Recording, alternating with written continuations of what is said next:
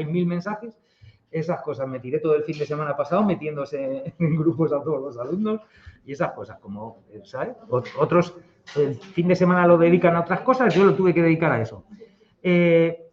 Justo lo estoy viendo, muy bien, Castelquince, a Castelquince. Hay que entrar, buscaos y si no estáis, me dejáis un mensaje como tengo puesto, porque no os he mandado todavía a los coordinadores los archivos porque suponía que siempre hay alguno que se apunta a última hora, que además sabéis que está el plazo de matrícula abierto todavía, entonces hay gente que se está matriculando ahora y el que paga la matrícula ahora, creo yo que siempre que se pueda hacer todo lo humanamente posible, yo intento facilitaros la vida porque me parece de justicia que si a mí me ha costado lo mismo la matrícula que a alguien que se ha matriculado el 1 de octubre, pues tiene todo el derecho del mundo, mientras haya posibilidades, a poder obtener el medio punto que te da la PEC, exactamente igual que los demás. Entonces, hago todo lo posible para que hasta el último momento, y el último momento considero que debe ser ya, estamos rondando el último momento. Entonces, probablemente esta noche os mande, probablemente no, esta noche os mandaré a las coordinadoras, os mandaré los archivos, ¿vale? Los dos, el BCI y el BCI, que es ¿os acordáis, no? El Big Five Inventory, el cuestionario que tenéis que pasar a los 3 sujetos experimentales. Y también os mandaré el de los datos del grupo. Os lo pondré en el mensaje, os diré, este es el que os quedáis, este es el que tenéis que mandar a los compañeros y el que os quedáis, me lo tenéis que mandar resuelto, el relleno, de vuelta el 5 de noviembre, que es el viernes de la semana que viene. ¿De acuerdo? Entonces, este fin de semana, este puente, es el momento ideal para pasar el cuestionario BCI a los 3 sujetos experimentales. ¿De acuerdo? Eso lo digo antes de grabar nada y nada. Eso es. Cursos virtuales, tiquití, debe haber puesto aquí el mensaje que están. Esos son los grupos. Entrad y mirad si estáis. Si no estáis, yo esta noche supongo que os mandaré y probablemente, si hay cambios, porque siempre hay inclusiones de última hora, alguien que se había equivocado y se había apuntado en otro grupo y al final no lo hace y lo hace en este, lo que sea, los cambios que haga, yo los haré, claro, la lista de grupos, de los alumnos en los grupos está publicada desde ayer. Quien hoy varíe no va a aparecer en esa lista que está publicada ayer, con lo cual probablemente a los coordinadores, si hay cambios, os mande también la lista, un archivo de Word con la lista, con los cambios que haya habido, ¿vale? Con la lista definitiva. Que sepáis que todo aquel que me escriba, que me diga que no sé qué y yo le diga que le he cambiado, estará en la lista nueva. Lo único que no se verá en la lista que aparece en el foro porque está publicada antes de hacer los cambios. ¿Entendéis, no? Esa lógica. Lo digo porque luego me llegan correos electrónicos diciendo, yo es que me dijiste que me metía, pero no estás. Digo, pero a ver, no estás en una lista que se publicó antes de que te metiese, con lo cual no puedes estar ahí. Estás en mi lista, que es lo que cuenta. Porque lo importante es que yo en la lista os tenga controlados para poder buscar vuestro cuestionario por vuestro nombre y apellidos en la lista de todos los alumnos matriculados en Madrid Sur, de los cuales la mayoría no harán las PECs, pero están también ahí, ¿vale? Entonces, lo importante es que yo no os pierda, que yo os tenga en mi lista. Para que los coordinadores no tengáis no haya mucho follón, he esperado hasta el último momento para mandaros. Esta noche, cuando yo llegue a casa, publicaré la grabación que hagamos hoy y al mismo tiempo también cogeré y os mandaré un correo electrónico a las coordinadoras con los archivos y si hay cambios con la lista de alumnos. ¿Qué querías preguntar? ¿Qué quería preguntar ella? Ah, la hoja. Vale, vale, vale. No, es que veía una mano así ahí, pero no era así. Hay que ponerse en contacto con los demás miembros del grupo. Lo que tenéis que hacer es que mañana, supongo que los coordinadores os mandarán a todos el BCI. Si no os ha llegado, pues mandáis un correo al coordinador diciendo, oye, antes, siempre, coordinadoras, esta noche os lo voy a mandar. Si mañana por la mañana, cuando amanezcáis, no está en vuestro correo, antes de montar en cólera, mirad en spam, que como lo tengo que mandar a muchos, los cortafuegos a veces os lo meten en spam, ¿vale? Y después, una vez que comprobáis que en spam no está, ya me escribís y me decís, oye, Santiago, que no está, que no me ha llegado, porque también uno es humano, puede haber cometido un error, a lo mejor he copiado, me extraña porque lo hago copiando y pegando, pero imagínate que al copiar se me ha olvidado la primera letra no he cogido la primera letra de tu correo electrónico y ha llegado a otra persona. Pues esas cosas pueden pasar. Es raro, no ha pasado nunca, pero puede pasar, o lo que sea, o un error, o simplemente que no te haya metido a ti me haya saltado o se lo haya mandado a otro, ¿vale? Entonces, siempre lo que tenéis que hacer es poneros en contacto. A ver, la actividad en sí consiste, los grupos son para distribuir los archivos, recoger la información de todos. Realmente no tenéis que hacer nada conjunto entre los miembros del grupo. Lo único es la tabla conjunta que hace el coordinador del grupo, ¿vale? Al que le mandáis los resultados y él lo hace. Daos cuenta que el 5 de noviembre lo tengo que tener yo, porque el 8 es el último día para enviarles yo los datos al equipo docente. Con lo cual, conviene que hagáis, que paséis el BCI a vuestros sujetos experimentales y le enviéis los datos a vuestra coordinadora el 4, como muy tarde, ¿vale? Para que el 5 le dé tiempo a reunir los datos de todos en la tabla y mandármelo a mí. Que me tiraré ese fin de semana haciendo los datos completos, la tabla del centro asociado. Muchas gracias. ¿Ya estáis todos aquí? ¿Estáis todos aquí retratados ya? ¿Sois 30? Sí, aquí pone 30. Espero que seáis 30. Eso de aquí es el único sitio donde se firma, se pone el DNI. O sea, en los demás sitios ponen nombre y apellido. Cada sitio tiene sus manías, que lo sepáis. Necesito ayuda, siempre necesito ayuda en Epontón, pero bueno, lo importante es estar contentos, por lo menos, ya que nos toca hacerlo. Yo me río hago juegos con los apellidos, esas cosas. Hay quien tiene apellidos muy curiosos. Y a mí me hace, pues ya aprovecho y digo, bueno, pues ya que tengo que tirarme horas con este trabajo tan creativo de ir metiendo, buscando nombre, copiando, pegando, así, pues por lo menos hay así. El mío es muy normal, sí, no, los de todos son muy... Recuerdo una chica que se llama como dos accidentes montañosos, dos montañas distintas, digo, que me resulta curioso, digo, a lo mismo es hija de un topógrafo o de... Yo tenía un compañero que era Lorenzo, parece que invocabas a Satanás. Exacto. No podían pasar lista delante de un espejo, ¿no? Que si no te salía una vela. Eso es. Lorenzo. Yo tenía... Y otra era el Pidio Poca. ¿Cómo? El Pidio Poca. El Pidio Poca, sí. Yo tenía un conocido mío de cuando yo tenía 14, 15 años, se llamaba Prieto el Cinto, de apellido. Vamos, el cinturón apretado, lo que viene a ser eso, es decir, cada uno es así. La famosa Dolores Fuertes de Barriga y esas cosas que también había. También tiene cojones que te apellidas Fuertes de Barriga y te ponen de nombre Dolores. Los padres eran unos cachondos. Hay padres que son unos cachondos. Es así. Los trolls de los 60. Los trolls, eso es. Trolls antes de existir redes sociales. Esto es, los adelantados a su tiempo. Es así. Era no deseada, dice. Mala leche. Sí, y se vengaron, ¿no?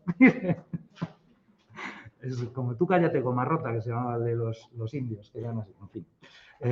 Eso es, venganzas hay. Mazo Peña, sí. No, hay uno, Mazo Peña, que se apellida Mazo y Peña. Bueno, pero eso el Mazo es algo bastante moderno para eso. Hay alguien que se apellida así, Peña, de la Peña del Barrio. Esta tiene que ser muy popular, de la Peña del Barrio. Me hizo gracia, de la Peña del Barrio. Digo, mira, de la Peñita, ahí. ¿Te imaginas que luego es una borde y no? No, hombre, si eres de la Peña del Barrio tiene que ser alguien asequible, que te relacione bien con la gente. Eso es ahí. Pero esa es una alumna, una compañera vuestra, vamos, no sé si será vuestra o de otro centro asociado. Oye, que no os molestéis, que me hace gracia, yo soy moral escoria y si lo juntas es escoria moral, vamos, moral escoria, o sea que tampoco es, daos cuenta que es así. Soler Luna, eso es, Armando Torres, esas cosas son así. En fin, bueno, que con la PEC, eso, deciros que no se lo he dicho a los demás de otros centros que tengo, que siempre se me olvida, y ya os lo digo a vosotros, que agradeceros que muchos os habéis postulado como posibles coordinadores, de manera muchos más de los que necesito, que ya hay un montón. Entonces, que sepáis que muchos, pues que solamente los primeros que me habían dicho hasta que, pues si aquí sois 11 grupos, me parece, pues los 11 primeros que habían dicho yo puedo ser coordinador son los que están. Es decir, el 12, el 13, no es que sean mejores ni peores, simplemente que ya estaba cogido. Si necesitase otro, pues tiraba del siguiente. Pero es que mi trabajo fue así. Primero buscar todos los coordinadores que necesitaba y luego iros metiendo en el grupo a todos. Esta noche eras redondo, claro. Ahora, a saber cómo eres. Esta noche os mandaré los archivos, ¿de acuerdo? Si mañana no están, las coordinadoras me escribís. Y en cuanto podáis, mandádselo a vuestros sujetos experimentales. Si hay algún cambio, también os lo diré esta noche, es decir, os digo, oye, y si hay alguno que se mete a ultimísima hora, que es ya, pues probablemente algún coordinador os escriba y os diga, oye, mira, tienes un nuevo compañero de última hora, por favor, hazle llegar el BFI y sea amable con él o con ella, ¿vale? Apiadaros que no tiene culpa de que las cosas sean así. Pues lo suyo sería que se acabase el plazo de inscripción y luego ya empezásemos a hacer las prácticas, digo yo, ¿no? Y que hubiese un tiempo más lógico. Pero es así, igual que sabéis que dentro de 2 semanas tenemos que introducir ya la APP2, aunque todavía no hayamos hecho la puesta en común de la APP1. Eso está pensado, pues, en fin, a mí no me parece ideal, me parece que lo suyo es que para liaros bastante tenéis ya que os lían, ¿no? Bueno, vamos a empezar. Voy a grabar esta. Uy, no, que viene ahí. Esta sería la píldora 2, ¿no? De Móstoles. Porque el primer día que vimos algo de temario fue la semana pasada, ¿verdad? Que aquí, curiosamente, que las clases son más cortas y, sin embargo, el otro día llegamos hasta hablar de la meiosis. ¿Sí o no? Sí, que saqué la plastilina y estuvimos aquí, que bueno, fue un desastre, se me caía todo el rato, se me rompía. Eran cromosomas que estaban ya tarados, ¿sabéis? Era para enseñaros lo que ocurre cuando hay fallos en el ADN. Eso es así, eso es. Muy bien, pues entonces la vamos a poner píldora 2.21, la voy a grabar, aunque tengo otra píldora ya grabada, pero así...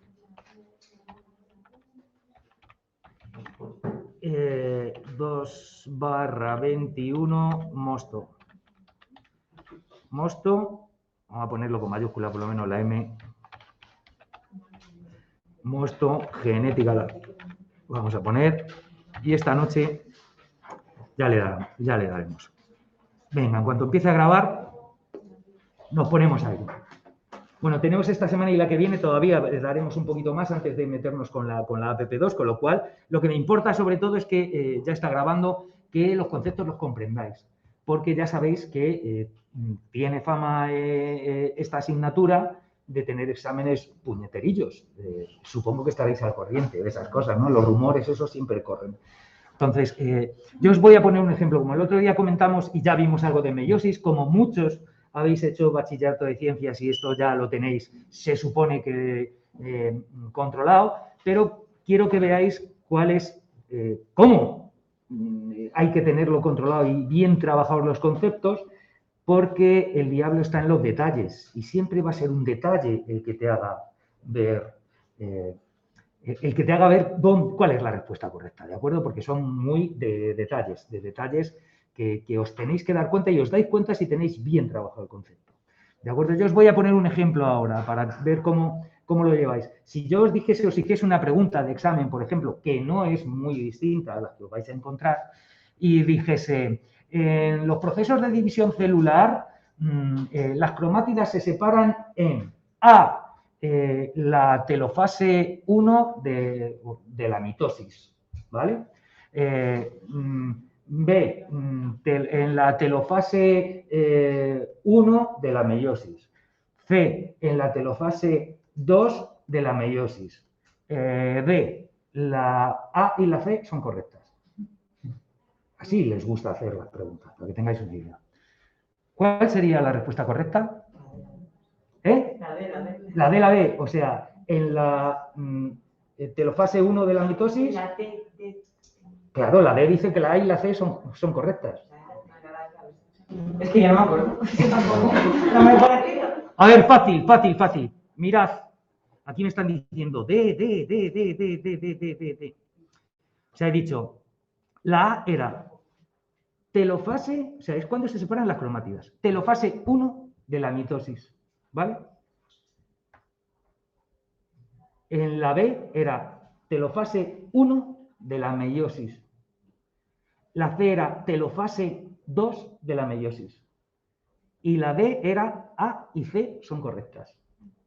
O sea, telofase 1 de la mitosis y telofase 2 de la meiosis. Esas son la A y la C. ¿Cuáles? O sea, ¿quién ha dicho la fe? Es que la telofase... Dilo orgullosa, no lo digas así. Yo. Es que la telofase no de la meiosis era división celular. No, es que son procesos de división celular, está claro. He dicho telofase 1 de la mitosis y telofase 2 de la meiosis. ¿Es así? Y tú dices que en la telofase 2 de la meiosis, ¿no? Y aquellos que dais bachillerato, que estáis por ahí, ¿qué pensáis? ¿Qué disteis bachillerato de ciencias si lo tenéis muy trabajado esto? En la telofase no es, dicen, no. En cualquier cosa menos... Mira, en la telofase tiene que ser porque las 4 y siempre hay una que es correcta. Es anafase y telofase. Lo que dice ella tiene por ahí algún sentido. El otro día fuimos un poco rápido. Eso es lo que quiero que veamos. Mirad, hay que ir a los detalles. La A, que dice telofase 1 de la meiosis, es puñetera pero incorrecta, puesto que la meiosis no tiene telofase 1 ni telofase 2, tiene telofase, puesto que solamente es un ciclo de división celular. ¿De acuerdo? Fijaos el detalle tan tonto. Dice telofase 1, o también te pueden decir en la telofase de la meiosis, de la mitosis 1. No hay mitosis 1, mitosis 2. Mitosis es un solo ciclo de los 4 pasos, profase, metafase, anafase y telofase. ¿Entendemos? La anafase y telofase en realidad se separan al final en la telofase, que es cuando se divide. Evidentemente, las cromátidas se separan en la telofase de la mitosis, sí, pero no hay mitosis 1, ni telofase 1 de la mitosis, ¿entendéis? Que no hay porque solamente es un ciclo. Y se separan en la telofase 2 de la meiosis, o en la telofase de la meiosis 2. ¿Entendemos? Porque es cuando se separan las cromátidas. En la 1 se separan los cromosomas homólogos, ¿os acordáis? De la telofase de la meiosis 1. Separan los cromosomas homólogos, de manera que se hacen, ya son 2 células hijas haploides, pero con el material genético duplicado, ¿de acuerdo? Pero haploides, no tienen cromosomas homólogos, tienen solamente un cromosoma, ¿de acuerdo? Duplicado en ese caso. Esas son las diferencias. En el libro no separan anafase y telofase, eso es. Bueno, pues que lo llamen anafase y telofase, me da igual. Hay que tener en cuenta, en este caso, la correcta sería la fe, que es la única que habla sin cometer una incorrección, ¿de acuerdo? Pero es un ejemplo cabrito que os he puesto. Hay preguntas de ese tipo. O sea, que seáis conscientes que hay que trabajar bien el concepto, saber perfectamente cuándo la diferencia entre que se separen las cromátidas o que se separen cromosomas homólogos, ¿vale? Saber cuándo es haploide y cuándo es diploide, ¿vale? ¿Cuál es la división reduccional en la meiosis? ¿La meiosis 1 o la meiosis 2? La meiosis 1, porque pasa de 2N a N, aunque tienen el material duplicado, ¿de acuerdo? Luego la meiosis 2 es de N a N, con lo cual no hay reducción, ya estaba reducido. Eso es como la mitosis pero haploide. Muy bien, muy bien. Si es que se nota que es mayor, si lo ha dicho ella. Lo ha dicho ella, ha dicho que es mayor, entonces, oye, no haberlo dicho. Podemos repasarlo, venga. La cuestión es, fijaos. No, fijaos más para atrás. Esto es lo que comentábamos, ¿vale? Fijaos que aquí, a recordar que en realidad los cromosomas no son X, sino que son bastones, ¿vale? Aquí el cromosoma está duplicado porque va a hacer 2 células hijas, con lo cual tiene que duplicar el material genético para que en ambas casas haya lo mismo. ¿Os acordáis que yo siempre hago la metáfora de que cuando la célula se divide es como cuando vosotros tenéis que hacer mudanza? Que entonces empaquetáis las cosas y las metéis en cajas para hacer la mudanza y que tenerlo todo controlado. Así se hacen los cromosomas. Si no, de manera habitual, lo que se dice en interfase, cuando la célula no está en división celular, se dice que está en interfase. Cuando está en interfase, los cromosomas no están formados. Están condensados unas partes, pero la mayoría está por ahí suelta, formando lo que se llama la cromatina, que es la molécula de ADN sin compactar. Sin compactar. Se compacta, se mete en cajas cuando se va a hacer la división celular. Hasta ese momento, no. ¿De acuerdo? Entonces, fijaos, la meiosis, tenéis que recordar que todas las divisiones celulares, ya sea mitosis o meiosis, son procesos de 4 fases. Profase, metafase, anafase y telofase. La anafase y telofase os la juntan siempre, con lo cual eso, como han dicho vuestros compañeros, que os ahorráis de saber qué diferencias hay entre una fase y otra. ¿vale? Entonces, la mitosis, recordad, de una célula diploide que tiene cromosomas homólogos, los duplica, ¿vale? Y forma dos células hijas exactamente iguales a la célula madre. Esa es la idea, ¿de acuerdo? En la meiosis hay dos ciclos de división celular, uno primero para hacer dos células haploides con el material genético duplicado y una meiosis 2 que con su profase, anafase, metafase, anafase y telofase para hacer al final de cada una de las hijas otras dos, con lo que al final tiene 4 nietas la oogonia o la espermatogonia, la madre de los gametos, porque al fin y al cabo la meiosis es la división celular para formar gametos, nada más que se hace para formar gametos. ¿De acuerdo? Todas las demás divisiones celulares que ocurren en vuestro cuerpo son por mitosis. Esa es la idea. Cosas que tenéis que tener en cuenta. ¿Dónde se da el sobrecruzamiento y la recombinación génica? En la profase 1, que es aquí, ¿veis? Aquí es cuando se juntan, y a partir de ese momento luego ya, como veis, ya tiene una mezcla, una recombinación génica. Esto es lo que da pie a que realmente, aunque se expresen en el mismo cromosoma dos características, por esa recombinación génica, lo normal y lo habitual es que se cumpla la segunda ley de Mendel, que era la de combinación independiente. Es decir, los alelos de una característica, o sea, de un gen, y los alelos de otro gen que define otra característica, se combinan independientemente el uno del otro. ¿Entendéis? Si no hubiese esa recombinación génica, todos los genes que van en un mismo cromosoma siempre que va uno iría el otro. ¿Entendéis? Es fácil, se comprende, ¿no? Imaginaos que el amarillo del guisante se codifica en esta parte del cromosoma. Este es el que vino de padre, este el que vino de madre, imaginaos. Se codifican en esa parte. Y la rugosidad del guisante se codifica en esta parte. Si no hay recombinación génica, siempre que, si este lleva información amarilla, este lleva información lisa, ¿vale? Siempre que el guisante fuese amarillo, siempre sería liso, porque irían en el mismo cromosoma.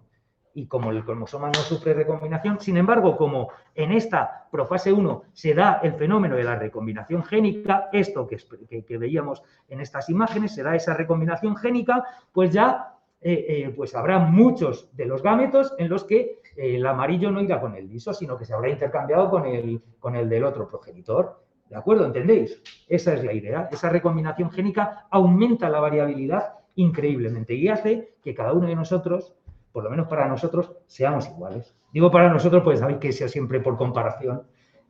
Pues hay a quien todos los chinos le parecen iguales, esas cosas, ¿no? Que quiero decir, cuanto más chinos conoces, más te das cuenta de que no son iguales. Pero igual, cuando yo era pequeño, todos los negros eran iguales. No. Es que es así, quiero decir, cuanto más homogénea, más contacto has tenido tú con una realidad, más identificas la individualidad.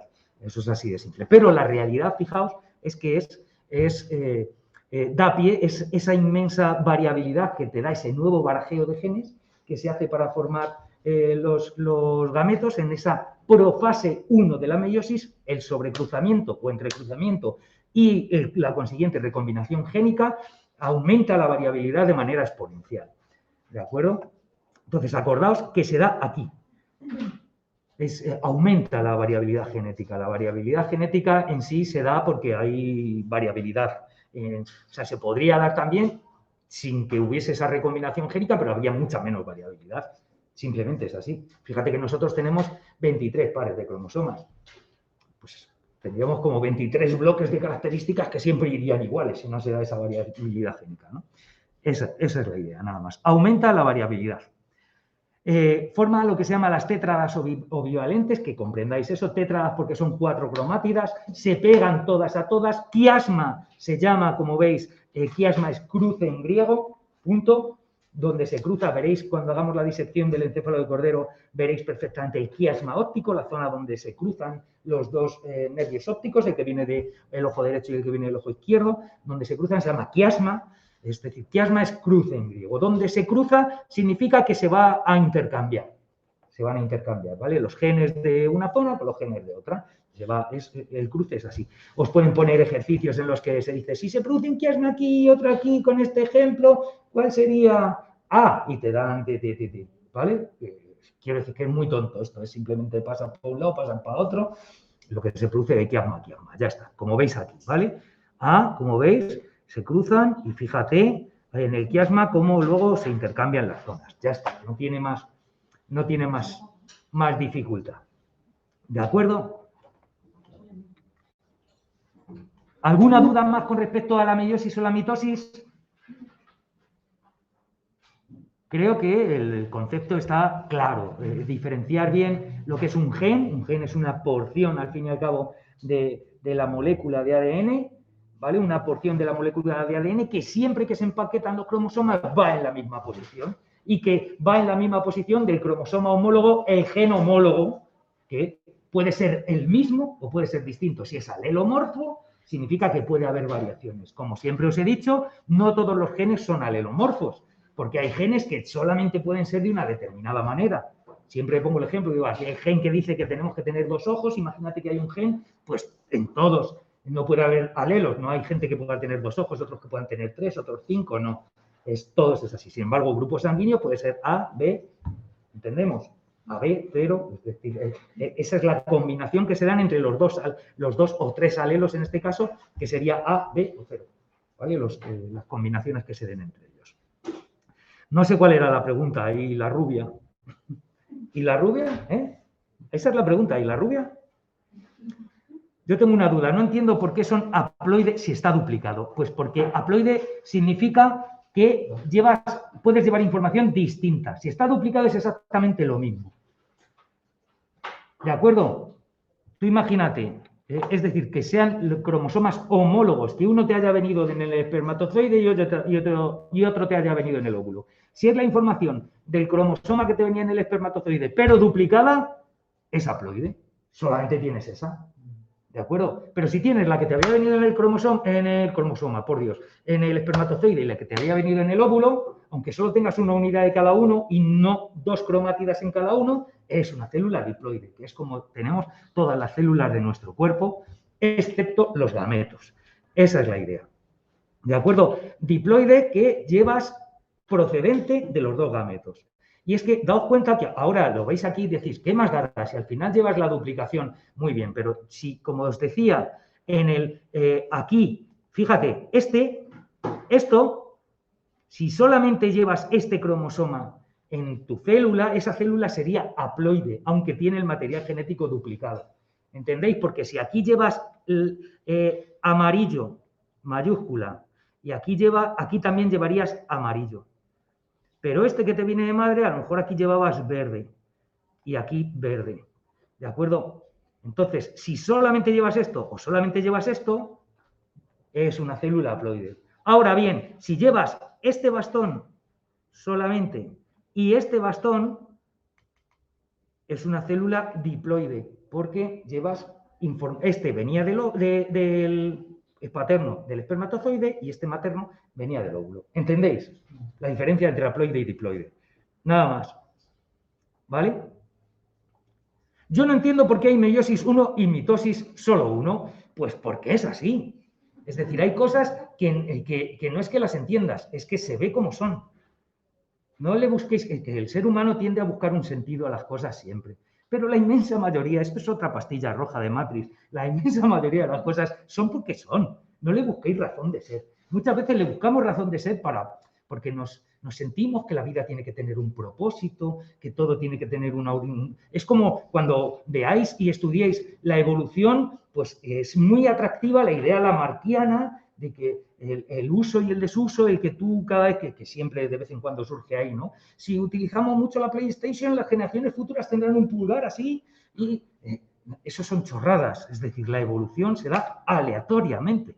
No se dan las mutaciones, se dan aleatorias. Ahora, si esa mutación provoca un cambio que supone una ventaja adaptativa para el individuo, lo normal es que en varias generaciones, como eso supone una ventaja adaptativa que es que vas a conseguir vivir como los demás o más y procrear con más facilidad que los demás, que tus genes pasarán a la siguiente generación más fácilmente que los demás. Eso es una ventaja adaptativa. En varias generaciones, como esos genes habrán tenido una ventaja, pues la mayoría expresará esa característica. Es así como se produce la evolución. No se produce porque sea y se diga, bueno, pues dentro de unos años tendremos el meñique habrá desaparecido del pie y el pulgar será así de grande y tendremos una cabeza así. Pues no tiene sentido. De hecho, fijaos, el cerebro se va reduciendo. De nuestros antepasados prehistóricos, Homo sapiens, de hace 10.000 años, 15.000 años, tenían cabezas. El cerebro era más grande que el nuestro.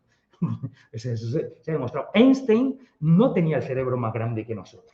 Para que tengamos una idea, es decir, que también hay gente que de vez en cuando le pregunta, pero entonces, ¿y el conocimiento ocupa lugar? Y cuanto más sabes, más grande o más capacidad, no es directamente proporcional, ¿de acuerdo? No tengáis esa idea, sí, a grandes rasgos, pero no realmente. Las cosas no son, las cosas son. Entonces nos damos cuenta y estudiamos por qué son. Entonces, para la división celular de la mitosis no necesitas 2 ciclos. Sin embargo, para la meiosis sí necesitas 2 ciclos. Ya está, para dar de una célula 4 gametos.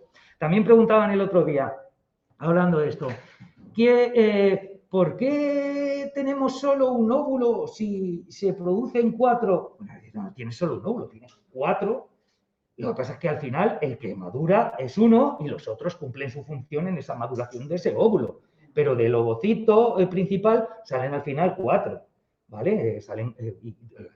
Porque me decía, pero ¿y si nosotros solo tenemos uno? Digo, bueno, nosotros tenemos muchísimos, continuamente. Producimos gametos y salen todos. Pero pues porque el espermatozoide es, como siempre os he dicho, lo menos que dan por célula. Que es un gameto que solamente es una cápsula de intercambio. Pero que las cosas son como son. No le busquéis una razón, porque la mayoría de las veces la razón se la buscamos a posteriori y nos convence, pues por lo que nos convence. Dentro de unos años, muchos convencimientos de estos serán chorradas y dirán, vaya tontería que pensaban en el siglo XXI, estos neandertales del siglo XXI. Una pregunta rara, ¿se puede combinar por meiosis entre células de especies diferentes? ¿Cómo que combinar por meiosis entre células de...? Si la meiosis es una célula que se divide, no se combina con ninguna otra. Es así. Y la recombinación génica que haces entre los cromosomas que tiene esa célula al dividirse, ya está. No busquéis aquí cosas raras. Otra cosa es que sea un gameto de una especie y un gameto de otra especie, si juntos pueden dar lugar a un individuo. Ya sabéis que ahí depende de lo que se haya separado la especie, en ese caso en la evolución biológica, para que ese fruto sea fértil y sea capaz de dar, pues entre un caballo y un burro, o sea, una burra y un caballo, no me acuerdo cuál es el macho y la hembra, sale una mula. Entonces, sí, entre uno y otro se combina un gameto de una especie y un gameto de otra y sale otra, pero fíjate, esa especie ya no, la mula es estéril, no puede dar lugar a ese es el salto. Eso ha demostrado que entre los caballos y burros ya hay diferencia de especie, ¿de acuerdo? Pero entre un lobo y determinadas razas de perros todavía se puede dar el famoso perro lobo. Ha tenido, es decir, que se puede comprender, porque todavía no hay esa diferenciación entre especies, ¿de acuerdo? Tan grande como para que haya ese aislamiento génico entre unos y otros. Y ya está. ¿Cómo se produce un cambio en un individuo que provoca un cambio en un gen que luego se pasará a todas las generaciones siguientes? ¿Cómo se produce un cambio en un individuo que cambia en un gen? Pues que se produce una mutación, eso es lo que se llama mutación, que lo veis, muta, que cambia una parte del gen, esa secuencia de ADN, que es lo que vamos a ver ahora que es, cambia, y si cambia en una célula germinal, es decir, de la que va a dar lugar a los gametos, pasará a la siguiente generación. Si no, no pasará a la siguiente generación. Si tu mutación lo hace en una célula de la piel, pasará a la siguiente generación de células de la piel, pero no a tus hijos. ¿Entiendes la diferencia? ¿Cuál es la siguiente generación? ¿Siguiente generación de individuos o de células? ¿Entendéis la diferencia? Es decir, sí hay una siguiente generación celular. Los hijos de las células que tenemos ahora en la piel, dentro de unos años tendremos los hijos de las células que tenemos ahora en la piel. Si una tiene una mutación en una zona, pasa a la siguiente. De hecho, por eso, si tú tienes una peca en donde sea, vas a seguir teniendo la peca después. Y son hijos ya los que han generado esa peca, ¿no? ¿Entendemos? Importante que penséis un poquito y que le deis, que encontréis que tenga sentido. Vamos a ver, vamos a avanzar. Vimos la estructura del ADN y no llegamos a ver nada, ¿no? Muy bien, hoy que sabemos que estos cromosomas y estas partes de estos cromosomas son lo que hoy llamamos genes y Darwin iba a decir, Mendel llamaba factores hereditarios, sabemos que en realidad son partes de una molécula que se llama ADN. Esa molécula es el ácido nucleico, ácido desoxirribonucleico, que está en el núcleo de todas las células eucariontes. En el núcleo de todas nuestras células están los cromosomas formados que lo que hacen es 23 trozos de una macromolécula de ADN que se empaquetan siempre de la misma manera. Entonces, fijaos, es clave para comprender la molécula del ADN. Sabéis que los nucleótidos son polímeros, bueno, los ácidos nucleicos son polímeros de nucleótidos. Si no lo sabéis, lo sabréis ya a partir de ahora. Son polímeros de nucleótidos. Un nucleótido siempre está formado, fijaos, por una molécula, por un fosfato, un grupo fosfato, ¿vale? Por una molécula de azúcar, ya sea ribosa o desoxirribosa, acabaninosa, igual que glucosa y fructosa, con lo cual es un azúcar, ¿de acuerdo? Y una base nitrogenada. Esto es un nucleótido. Cuando se unen un montón de nucleótidos, forman un ácido nucleico. ¿De acuerdo? Entonces, fijaos, esto es, ¿veis cómo se van uniendo? Esta es la molécula de azúcar, desoxirribosa, este es el grupo fosfato y esta es la base nitrogenada. ¿Vale? A este grupo fosfato se le une la siguiente molécula de azúcar y con su grupo fosfato que se une a la siguiente molécula de azúcar y así se va formando una de las dos cadenas del ADN. El ADN se sabe que es bicatenario, que tiene una cadena y que entre una cadena y otra se establecen enlaces entre sus bases nitrogenadas.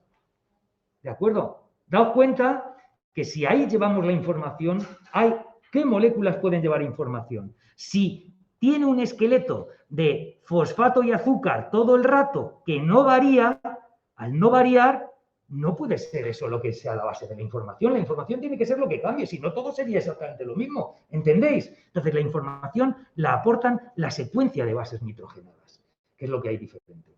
Y las bases nitrogenadas son complementarias una a una, ¿vale? Por cada molécula de adenina hay una molécula de timina enfrente con la que se emparenta, ¿vale? Con la que se enfrenta y por eso se dice que son bases complementarias. La adenina es complementaria a la timina. Y por cada molécula no sé si esto es citosina o... Veo menos que Pepe Leches. Bueno, por cada molécula de guanina hay una de citosina o por cada molécula de citosina hay una de guanina. ¿De acuerdo? Esa es la base. Esa estructura de doble hélice, ponen en vuestro libro que la descubrieron Watson y Crick en el 53, publican en Nature el artículo de la doble hebra, la estructura de la molécula de ADN, que les supuso el premio Nobel, son uno de los premios Nobel más famosos de la historia. Que sepáis que esto lo descubrieron gracias al trabajo de otra que se silenció en aquel momento, como buena mujer que trabajaba calladita y no le gustaba dar la nota, pues Rosalind Franklin, que Crick, años después, Watson y Crick son los dos que tuvieron el Nobel, Crick admitió que Rosalind Franklin tendría que haber tenido el Nobel también, porque sin sus estudios de difracción de rayos X jamás hubiesen podido descubrirlo ellos. También una anécdota más, que no sé si os dije, que sabéis que Crick, después hay por ahí un libro que se llama Sueños de ácido, en la que Crick admite y comenta en una entrevista que tuvo el insight, que se llama, cuando esto que tú tienes una idea aquí, otra idea aquí, las tienes, están dando vueltas siempre, pero no tiene mucho sentido y de repente ¡fua!, lo ves y cobra sentido. Eso es lo que la psicología de la Gestalt, que estudiaréis, define como insight. Ese momento en el que ¡oh, coño, sí es esto! Lo ve. Pues ese insight de ver la estructura tridimensional del ADN la tuvo durante un viaje con LSD. Eso es lo que comentó Crick en aquel momento. Hay quien ve dragones y Crick ve la estructura tridimensional del ADN. Eso sí, son anécdotas que siempre vienen bien para que os acordéis toda la vida de estas cosas. ¿Vale? Bueno, pues muy bien. Entonces, estas bases nitrogenadas en los ácidos nucleicos de nuestro cuerpo pueden ser 5. Tenemos 5 bases nitrogenadas en esos ácidos nucleicos. Las de el ADN son estas 4, ¿vale? Fijaos, esta es la adenina, esta es la timina, esta es la guanina y esta es la citosina. Por cada adenina hay una timina en la cadena de enfrente y por cada guanina hay una citosina. Les gusta poner problemas, por ejemplo, que te dicen, si tienes un 30% de adenina en tu ADN, ¿cuánta citosina tienes?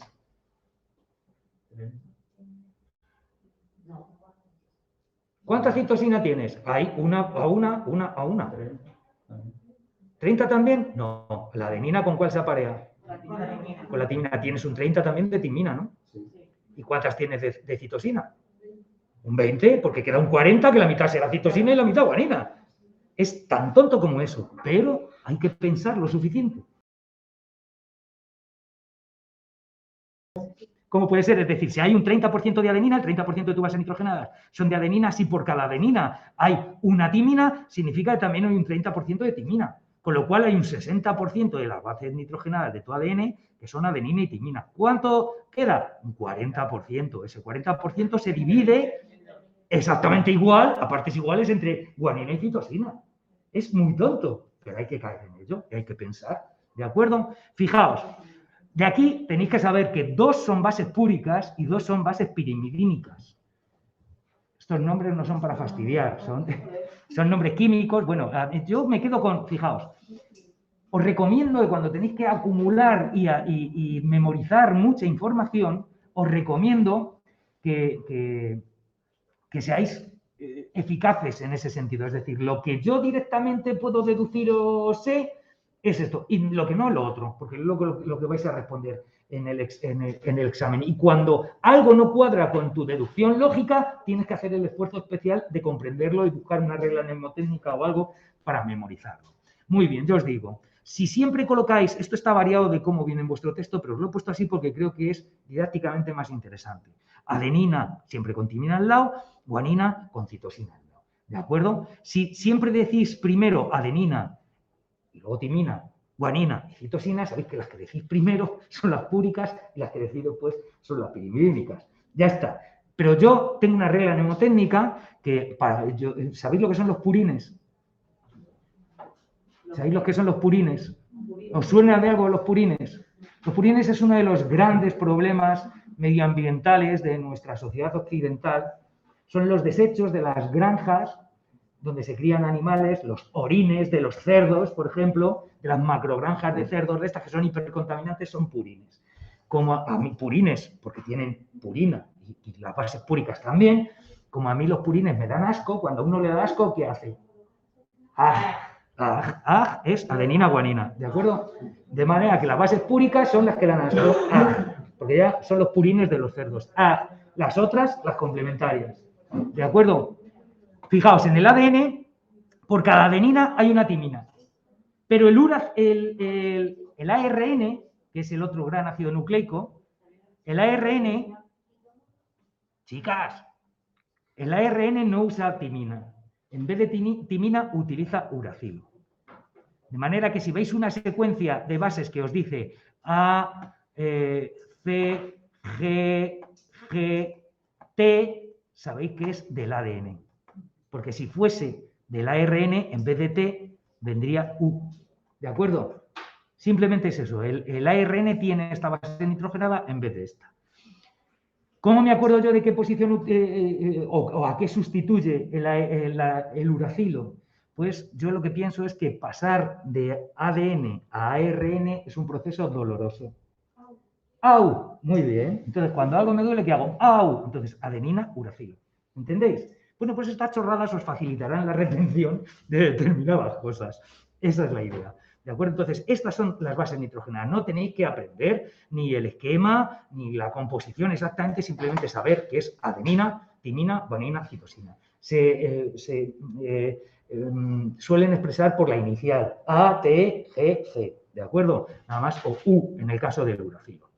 Como veis, es bicatenario el ADN, es una hélice destrógida que gira a derechas, etcétera, etcétera. Y esto es lo mismo que está puesto aquí, porque esto es azúcar, fosfato y base nitrogenada, ¿vale? Timina, adenina, siempre que hay una timina hay una adenina, siempre que hay una guanina una citosina enfrente. Ya está, eso es lo que tenéis que saber. Ahora bien, Fijaos, ese ADN, como os digo, cuando la célula está en interfase no está compactado en los cromosomas, pero en los cromosomas se produce una compactación máxima, es decir, el ADN pasa de estar, puede estar en la célula desde lo más desenrollado posible, que es cuando forma lo que se llama la eucromatina, es decir, la cromatina se llama al ADN que no está empaquetado del todo. Eso es el ADN descompactado, se llama el cordón deshilachado, por así decir. Se llama cromatina. La cromatina, dicen en vuestro texto que hay eucromatina, todo el prefijo eu en griego significa auténtico, propio, como debe ser.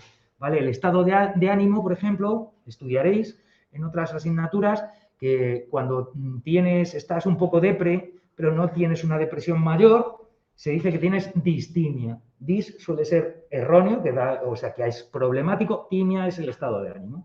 Entonces, la eutimia es el estado correcto de ánimo. ¿Vale? Eu suele ser correcto, propio, como debe ser. ¿De acuerdo? Entonces, eucromatina, la que está realmente desenrollada. Heterocromatina, que no está tan desenrollada. ¿De acuerdo? Nada más. Entonces, tenéis que saber que la base, la primera,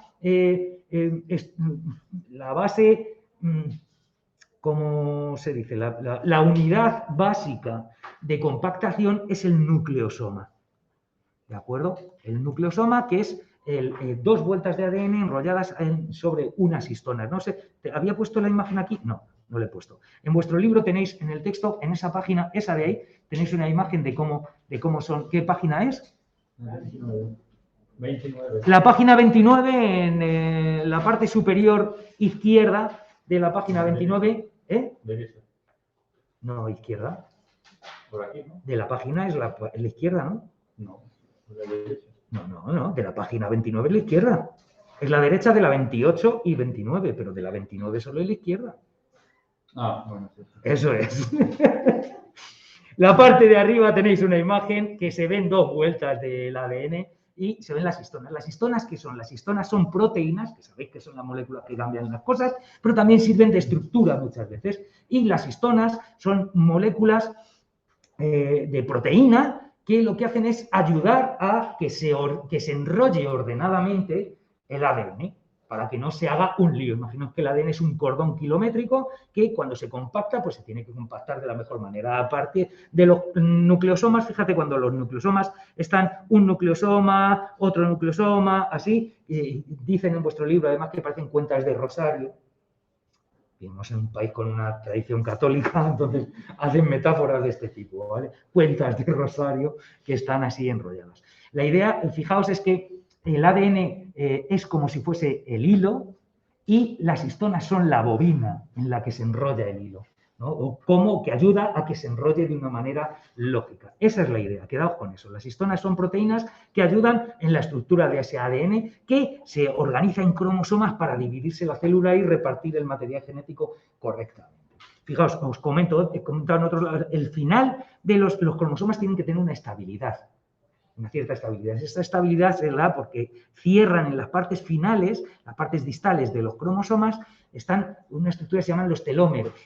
¿Habéis oído hablar algo de los telómeros? La telomerasa, la longevidad, o sea, en cada división celular se van reduciendo los telómeros y eso está muy relacionado con los procesos de envejecimiento. Hay estudios ahora e investigaciones que han conseguido ratones de telómeros hiperlargos que son muy longevos. Por ejemplo, está muy relacionado y es una de las posibles fuentes de la vida que tengáis los más jóvenes.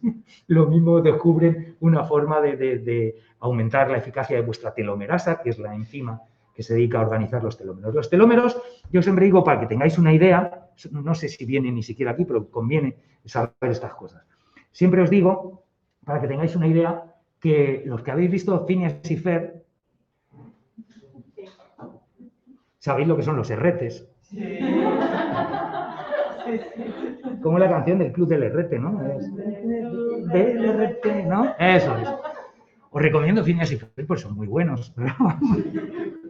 Pues los herretes de los cromosomas, ¿para qué sirve un herrete? Un herrete es el remate este que suele ser ahora de plástico, que antes era metálico, que llevan los cordones, para que el cordón no se deshilache.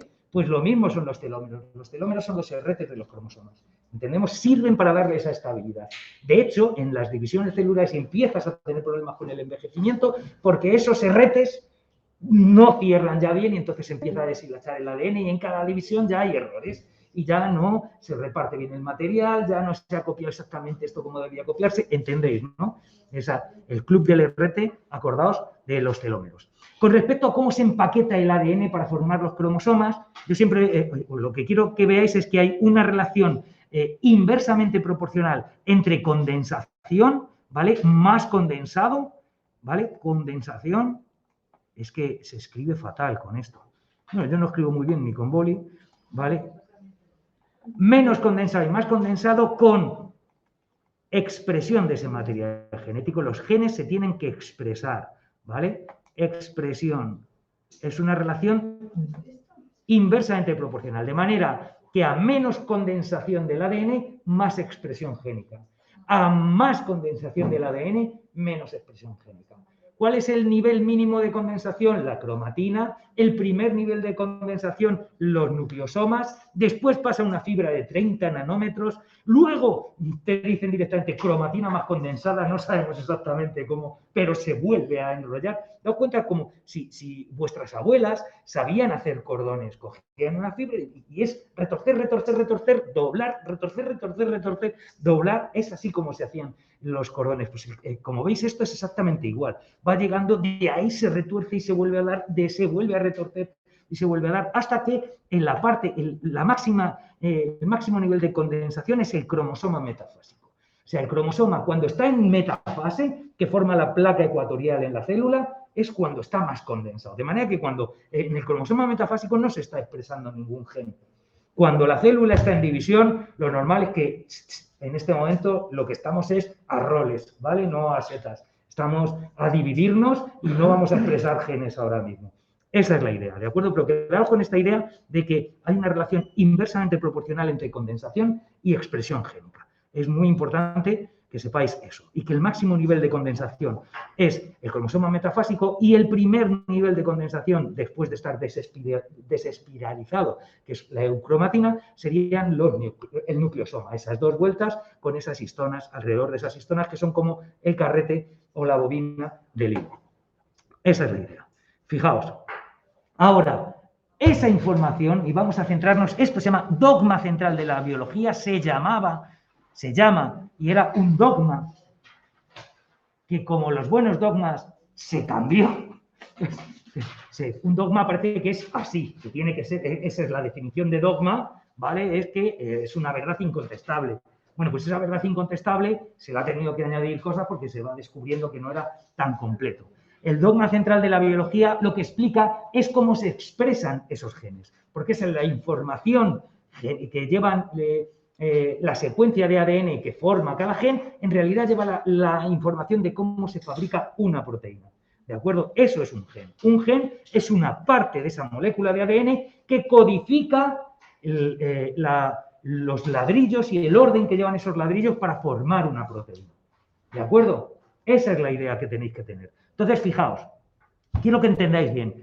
La información génica está en ADN, está en la molécula. Es una parte de esa molécula de ADN que cuando se empaqueta para la división celular se empaqueta siempre en el mismo sitio del cromosoma. Eso es un gen. Esa información está en ADN. Pero es tan importante la información que va ahí que en la célula eucariótica esa molécula de ADN jamás de los jamases sale del núcleo celular. ¿De acuerdo? Es como si fuese un incunable, ¿sabéis lo que es un incunable? ¿No? Un libro de antes de que se hiciese la imprenta, que haya en la Biblioteca Nacional, nunca va a salir de allí. Tú no vas a llegar a la Biblioteca Nacional a decir, mire, que me quiero llevar el libro ese del siglo XII, que te dicen, sí, te lo vas a llevar a casa. No, bonito.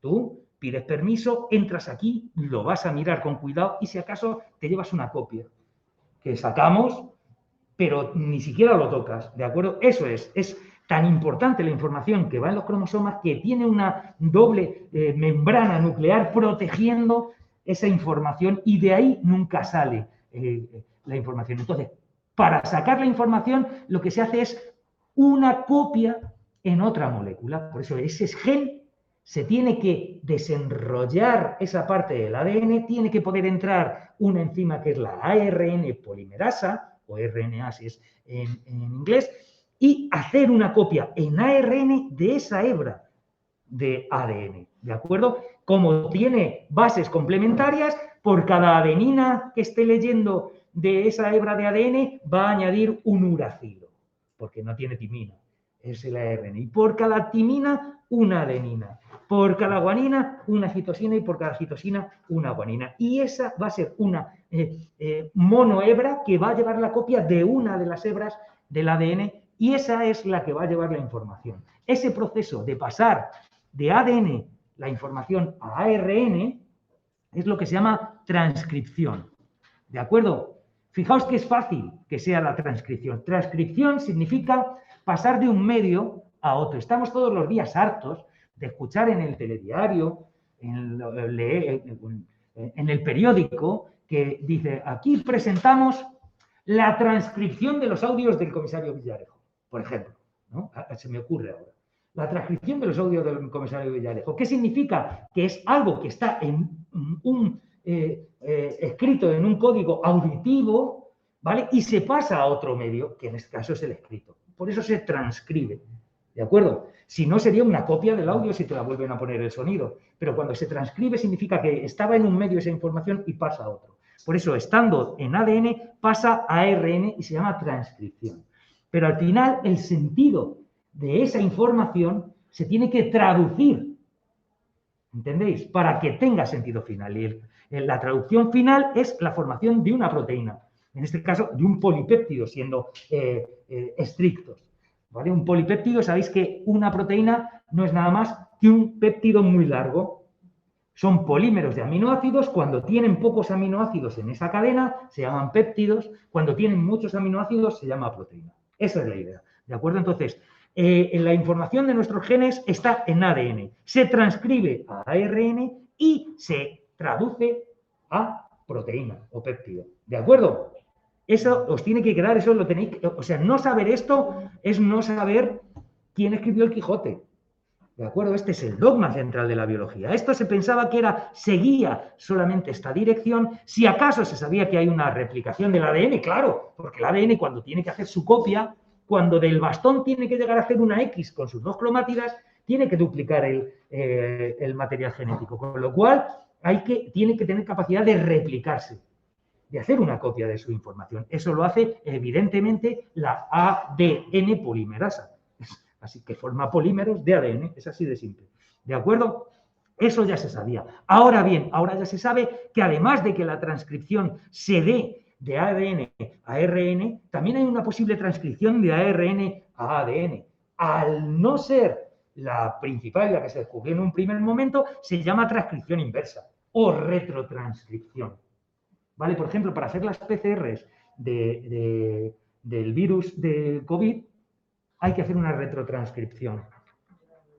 Porque la información en el virus de COVID, el COVID no tiene su información genética en ADN, sino que la tiene en ARN. Hay virus que la información genética la tienen en ARN. Entonces, a la hora de hacer la reacción en cadena de la polimerasa, que es eso lo que significa PCR, Polymerase Chain Reaction, ¿vale? A la hora de hacer esto, vas a amplificar secuencias de ADN, pero primero tienes que pasarlo del ARN, o sea, utilizas una retrotranscriptasa, una transcriptasa inversa, para pasar esa secuencia a ADN y luego ya la amplificas, que es lo que hace la PCR para ver si hay y te mide la cantidad y esas cosas. ¿De acuerdo? Entonces, fijaos, hay transcripción y retrotranscripción o transcripción inversa. También hay una ARN replicasa, porque también hay el virus que lleva en sí el ARN, su información en ARN, tiene posibilidades, hay moléculas que lleva la información también de cómo se fabrica una ARN replicasa, y en este caso en el virus no se produce, porque el virus es un, ¿cómo se dice? Es un parásito estricto, ¿de acuerdo? El virus no puede vivir sin hospedador. Un virus no es ni vida, para mí no es vida. Quiero decir, no es que viva mal, sino que no es vida. La vida necesita que haya un metabolismo y el virus simplemente es una cápsula que lleva un ácido nucleico. Ya está una cubierta proteica, en muchos casos también una membrana plasmática, como en el virus del del COVID, por ejemplo, pero no es capaz de hacer nada. Lo que hace son las células en las que infecta, son las que lo hacen. Es como un vector solamente de información genética. De hecho, nosotros en nuestro ADN llevamos una parte importante del ADN viral, que lo sepáis. O sea, que los virus son fundamentales para esa evolución que se ha producido y cómo se ha producido y haber llegado donde hemos llegado. No solamente causan enfermedades. ¿De acuerdo? Entonces, que sepáis que también hay una ARN replicasa que también se puede replicar, por lo tanto, el ARN. Ya está. Eso es lo que tenéis que saber con respecto al dogma central de la biología. Esto, lo que os quiere comentar, esta imagen, lo que está ilustrando es lo que os comentaba yo hace un momento, que el ADN dentro de la membrana celular, que es esta, ¿la veis? La membrana celular nunca sale de aquí. Entonces, fijaos, cuando se transcribe esa primera transcripción que hace la ARN polimerasa, que es esta, que está haciendo esto, ese se llama el ARN mensajero. ¿Os acordáis que teníamos varios tipos de ARN? Uno de ellos era el mensajero. Pues este ARN mensajero, la primera copia que hace, se llama transcripto primario o transcripto, que les gusta a los argentinos, transcripto primario. ¿De acuerdo? Ese transcripto primario todavía no sale con la información de la membrana celular, sigue en el núcleo, de la membrana nuclear, perdón, sigue dentro del núcleo. De hecho, tiene partes que van a salir y partes que se van a quedar dentro. Pasa un proceso que se llama de corte y empalme, ¿vale? De manera que lo cortas en trozos y luego hay unos de ellos que desechas y te quedas con otros y los vuelves a montar en el orden. Eso depende de las enzimas que se estén expresando en ese momento en el interior del núcleo celular. Cada tipo celular expresa unas enzimas y así fabrica, así hacen madurar ese proceso de pasar del transcrito primario, que es la copia literal del gen, al final a la información que se va a traducir en proteínas, ¿de acuerdo? Ese proceso se llama maduración de la ARN mensajero. Esa maduración del ARN mensajero se produce en el interior del núcleo. Y las partes en ese corte y empalme que se van a quedar dentro del núcleo se llaman, fijaos qué difícil, intrones. Y las partes que salen, exones. No es tan difícil, ¿de acuerdo? Esos exones se van a montar en el orden que sea, como veis aquí, de un mismo transcrito primario, en dos células distintas. Esto se supone que son dos células distintas, por lo tanto, están expresando un cóctel de enzimas distinto en el núcleo, cada uno de esas células, de uno cuando es en el tiroides y otro cuando es en el encéfalo. Una va a dar lugar a la calcitonina y otra a la CGRP, porque es otra proteína distinta, porque es el mismo transcrito primario que sufre un proceso de maduración o de corte y empalme distinto en cada tipo celular. Ya está. De manera que un mismo gen puede dar lugar a proteínas distintas, depende de dónde se esté expresando. Fijaos la maravilla de la ductibilidad que esto te da.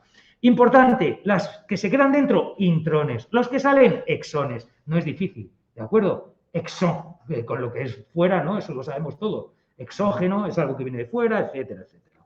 Fijaos, ese ARN mensajero que era el transcrito primario y que ya se produce ese ARN mensajero maduro, ya sí sale de la membrana nuclear y va a ir a la fábrica de proteínas, que son los ribosomas, que es el ARN ribosómico, es otra parte, es otro tipo de ARN. ¿De acuerdo? Los ribosomas, yo siempre, aquí te los ponen así, a mí me gusta dibujarlos, bueno, esto de decir dibujado es mucho.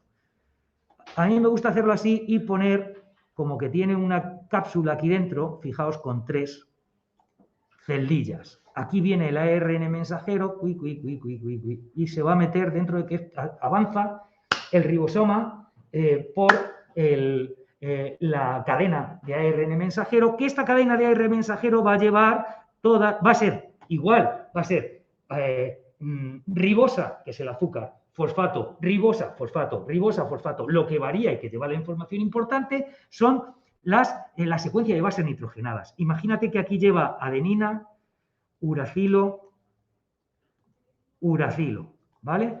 Imagínate que es esto, uracilo, uracilo, adenina.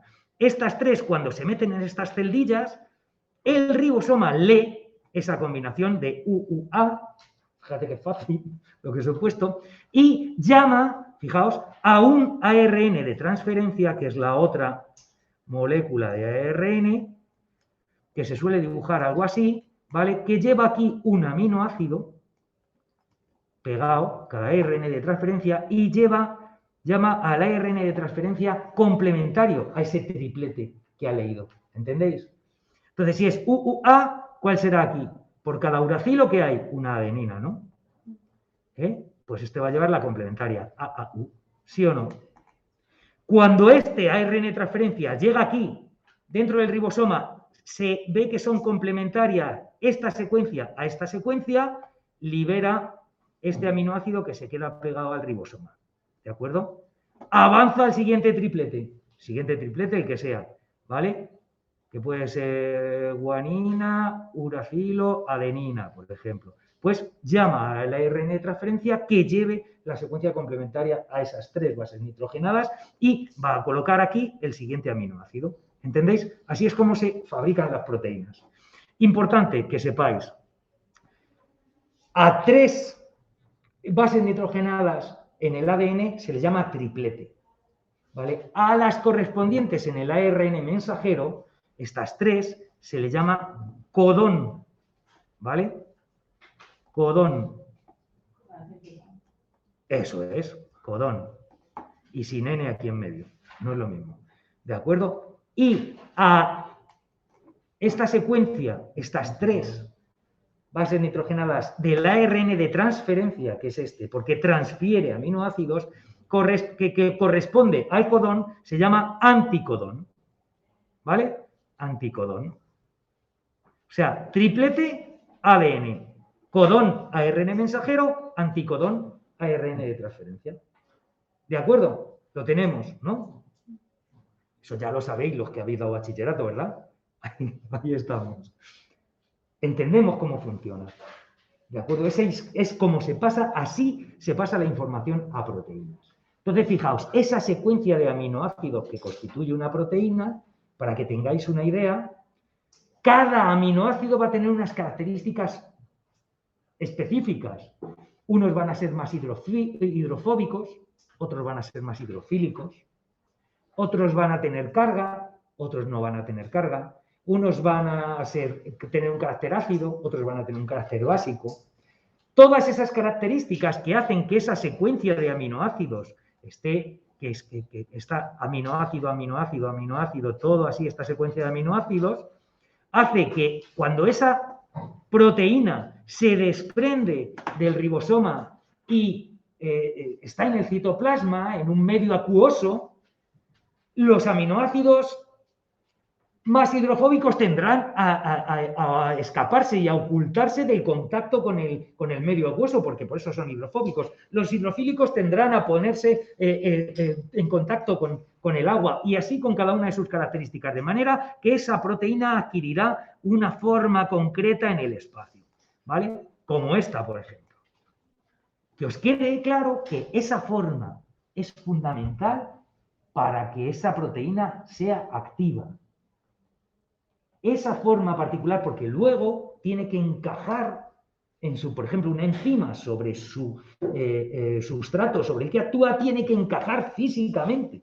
Entonces, tiene que tener la forma correcta para entrar, como las piezas estas que meten los bebés, que meten un cuadrado, que meten una estrella, que meten un redondel en el tejado de una casita. Y lo tienen que meter, y que tiene que meter, claro, exactamente tiene que encajar de la misma manera. Esto es exactamente igual. Por eso os hablan siempre de llave y cerradura. Por ejemplo, los neurotransmisores, igual. El neurotransmisor tiene que encajar perfectamente en el receptor sobre el que actúa. Tiene que encajar físicamente. Si cambia la forma, cambia la posibilidad de que encajen y encajará otra molécula o lo que sea, ¿entendéis? Cuando una proteína de membrana, por ejemplo, transporta algo al interior, lo que hace es entrar en contacto con ella. Cuando entra en contacto con ella, esas interacciones que se producen entre las características de los aminoácidos ya interaccionan también con esa nueva sustancia con la que se han unido y hace que la proteína cambie de forma, y al cambiar de forma mete a la sustancia en el interior de las células y su función es transportarla al interior. ¿Entendéis? Es así como funciona físicamente. Que os quede eso más o menos claro. Que ya no, que por ahí ni me oyen. Bueno, el próximo día, lo digo porque son las 9:30, ¿no? Y aquí tocan la campana ahora mismo, ¿no? Supongo que tocarán ahora mismo y para meternos en la regulación de la expresión génica, pues ya es mucho jaleo. Una cosa que os quede, os adelanto. La regulación de la expresión génica, conviene que leáis los temas y los trabajéis antes. Hay regulación de expresión génica a medio plazo, digo a corto plazo y regulación a largo plazo. ¿Vale? La regulación a largo plazo, meterlo en vuestra cabeza, relacionado con la diferenciación celular, ¿vale? Con la maduración del individuo, la diferenciación celular. ¿Entendéis? Y esa regulación a largo plazo incluye, entre otras cosas, condensaciones de parte de ese ADN, de manera más o menos permanente, o por lo menos duradera. ¿Por qué? Porque sabemos que no expresan las mismas zonas. Según van madurando los tejidos, lo que van haciendo es reprimiendo la expresión de determinadas partes de su ADN. ¿Entendemos? Esa represión es a largo plazo y está relacionado con esa formación de tejido. Daos cuenta que todas provienen de un cigoto, exactamente igual, pero según se van haciendo tejidos a lo largo de la evolución embrionaria, de la maduración del individuo, por lo tanto, ¿vale? Cuando ya hay epiblasto e hipoblasto, significa que el epiblasto ha reprimido partes del genoma que expresa el hipoblasto y el hipoblasto ha reprimido partes del genoma que expresa el epiblasto. ¿Entendemos? Así hasta que se hace neuronas. Pues las neuronas piramidales de tu corteza son distintas de las neuronas GABAérgicas. Entonces las piramidales reprimirán parte del genoma y la GABAérgica es otra parte. ¿Entendéis? Eso es regulación a largo plazo. ¿Vale? La de a corto plazo la veremos con el modelo de Operon. Hasta el próximo día, chicos. Sí, se queda grabado.